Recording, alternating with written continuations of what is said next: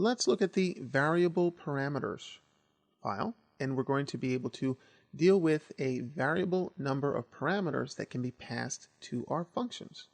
So if we look down into the file here, we see that we have a function called getAverage.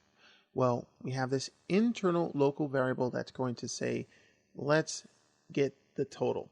Okay, so now we have $count, which is going to use this built-in function, which is going to return the number of arguments, the number of parameters that were actually passed to this function. It's smart enough for that. So you ask yourself, well, we don't really have any parameters here, so what are you talking about? Well, there's a logical explanation to that. And we'll take a look further down. We're going to echo out the count to show how many parameters were passed. And then we're going to loop in this for loop. And we're going to go to that count. How many parameters were passed to that function? Because when we actually call the function, we're actually going to put parameters on that list, as you can see down here. That's what we're going to do in different ways as well.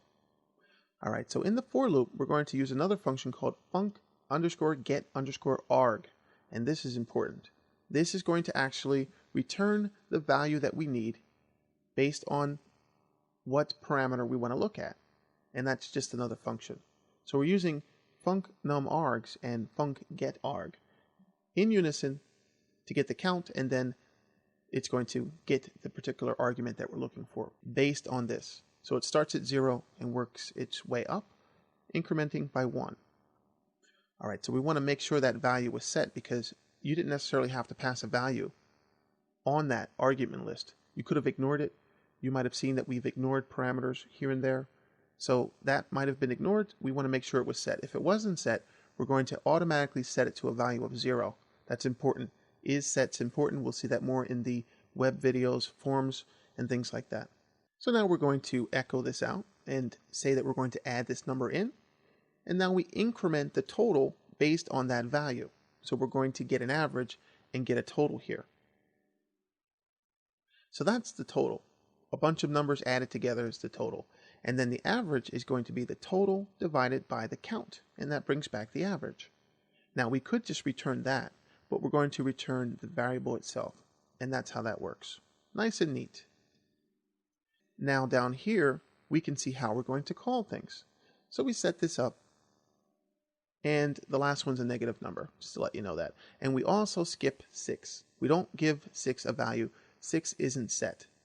Now we're going to set the amount with getAverage, and we're going to pass those parameters in. But you notice that we didn't have any parameters there, just to refresh. We didn't have any parameters there, but because we're passing them now, we're accounting for them, and we're going to be dealing with a variable number of parameters. Notice that most of these are passed as variables. This one isn't. It's just in line here. And then we can get the amount here, because amount's going to be returned. So looking at this particular example, we'll refresh. There you see, there are 8 numbers. It's going to add them together. Notice when it gets to 6, it's a 0. We didn't pass 6, or we did pass 6, but 6 didn't have a value. It was never set. So we're actually calling the isSet.